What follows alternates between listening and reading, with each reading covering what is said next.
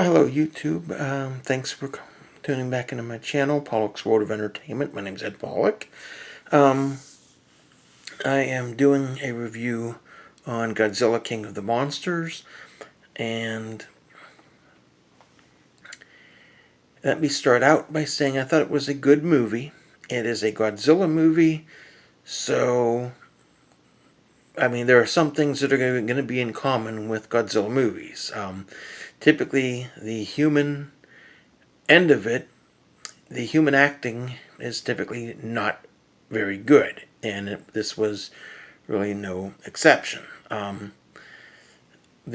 this is why I could never give a Godzilla movie a rating like I would give Avengers Endgame or Avengers or uh, Terminator 2 Judgment Day, where you had a lot of character development and a lot of that the people, although people do go to see, they go to see Godzilla. They go to see monsters, massive monsters fighting.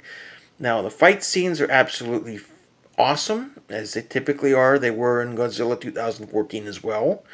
I actually would rate Godzilla 2014 a bit higher than this Godzilla movie because the human end of it made more sense in Godzilla 2014.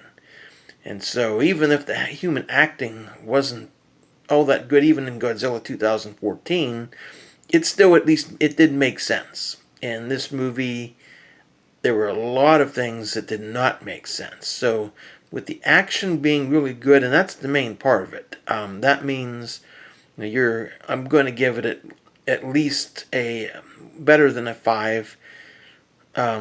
But it's certainly not going to be a 10 like you would find with would rate like Avengers Endgame, or really any of the Avengers movies, as well as like Terminator 2 Judgment Day. I would give a 10 to as well. But I would say that I wouldn't. There's too many things that just didn't make sense in the movie, and they took liberties as well with characters and with the future of the MonsterVerse and who could be included and not included. Of course, things can change, but still, with the way that was set up. But yeah, the human element.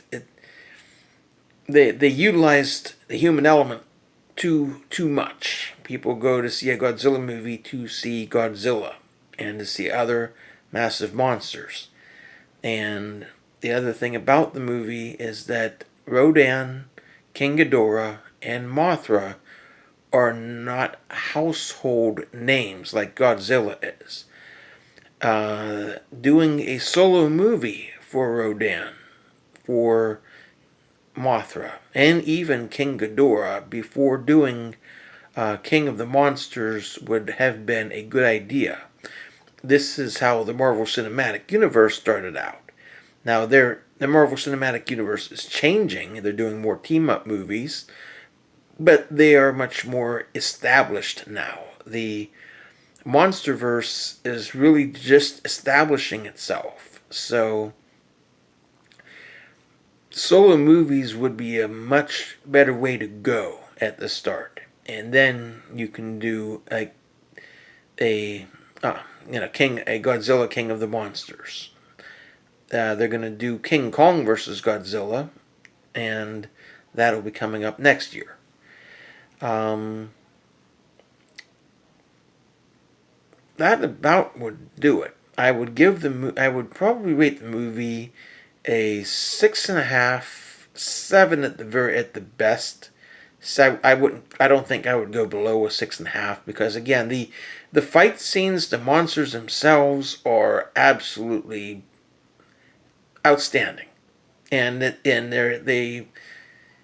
that's expected, and so that really was what makes the movie.